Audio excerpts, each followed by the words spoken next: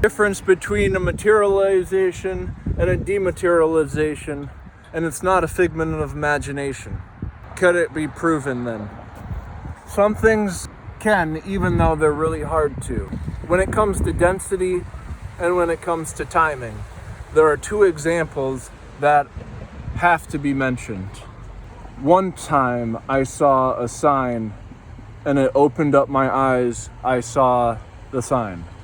Separately, there was this one sign that was kind of small and it was shiny like most road signs. In a distance there was a strobe light battering. Strobe lights, they either spin around if they're old or they just blink on and off really quickly. And when they do blink on and off quickly, it's the glass in front of it that is making the portrayal relation between the coil shutting out. Those two things would take the place of a lamp that has a hood that spins around and would strobe. This had the lens of the glass and the coil shutting out, mimicking the hood spin.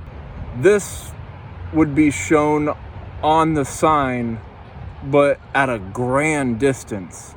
You know, this was a police light and it was really far from the sign. And so I was able to see the time exchange between the light and the sign as it strobed.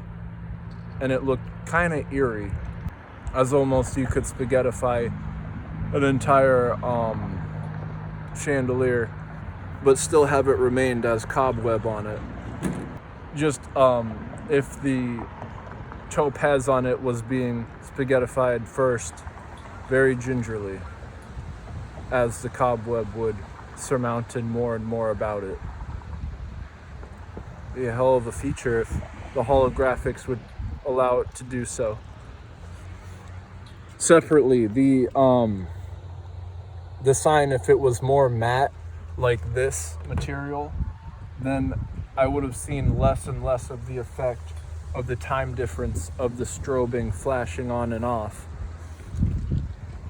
And at a distance, you're able to do so.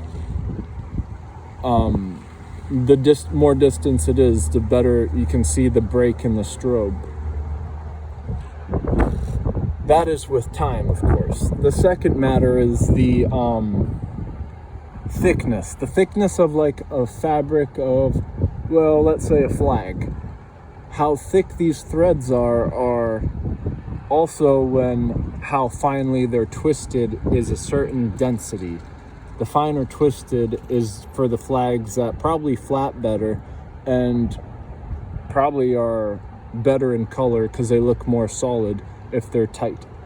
And so this flag had a certain thread density which made it look like a black flag as its shadow was cast on its forefront. I would like to call that an inner core.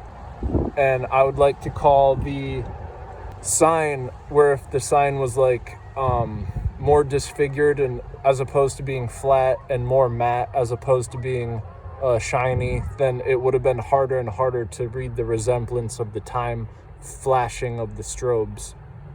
I would like to call that relation a inner spectrum, because usually when you see something, you're inspecting it, you see it from its outside, but if you're calling it an inner specter, it's counterintuitive, but so was that example of the sign. The outer core, you know, it's a lot easier to understand. An outer means it's outside, but its core, you would think of a core being something in its interior, unless it's an exoskeleton or a jellyfish, where its core is its exterior. But in any case, the inner core is still the dynamic of this flag. The dynamic of the flag was from the backdrop of the sunset. It lights up the whole sky. And when that's an occurrence from a distance, if there's a flag and the threading, the closer you get to the flag, you can read how tightly dense the threads are, because it'll turn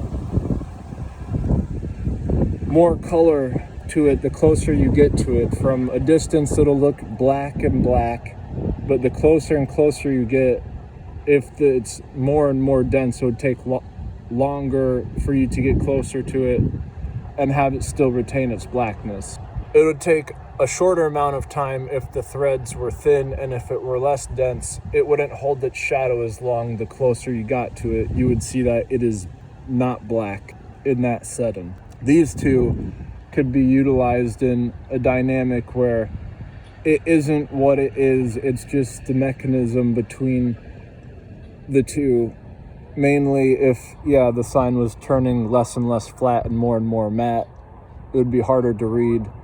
As the flag, if it was woven worse and worse, like with loose threading, it would not hold its shadow as long and not look black from closer up or further. That one's hard to wrap my mind around, but you get what I'm saying with the gist. And if you didn't, this one's totally gonna throw you head over heels. In a bad way. Usually that means something good. Like Michael Jackson, he's bad, but it means he's good. The head over heels of a 0 dimension and a 4th dimension kept switching, flip-flopping, back and forth, back and forth, back and forth. Then it would be convoluting the continuum of the 3rd dimension time, where it would be more meaningful. So by default of non-locality, or you not being able to think for yourself, it would seem like a staple, almost as nanoparticles would, as they're not the original particles, mainly from the table of elements, that they're a extended branch that is open for a phrase that rhymes of plugs does nothing. So in order to make QR codes more simpler, it's interesting how they can be different shapes, and the dots are like either diamond, or they can be any shape. And the more that you're allowed to make it be different types of things in boxes. Take these two things for example. You know, and all the elites are so happy, and they know that nanotechnology with nanoparticles and grown used to be GMO, but now it's like a hybrid of that, and it's like this nano synthetic stuff that is going to be used to grow more things. And then they're so happy, but strings are supposedly inside of all particles. So just because they found out a new frontier of nanoparticles doesn't mean that strings can't balance out whatever. It's just like a QR code. When you space everything out, especially in the middle, it'll start to resemble things that would seem not as abstract as the QR code when it's all together in small squares. So a symbol within the QR code, it's fantastic. I can't believe it actually works with it. It represents something like an emoji or any shape of something small and simple. And if you scan that small emoji, it'll come up as an internal error. But sticking that internal error in the center of a QR code and it still registers is fantastic. And so in an app, you can generate a barcode and it can expire in 30 minutes. But just because you snap it in a scanner and it reads it that there was an internal error, it is still a data point within the computer that read it as an internal error, even if there is a symbol in the middle of it. And that's important because the barcode that you generate, it could go and leave off as incomplete or expired in 30 minutes, but it can still be used because there was in the system the data point that was registered. And so utilizing even after the 30 minutes, it can still be looked up.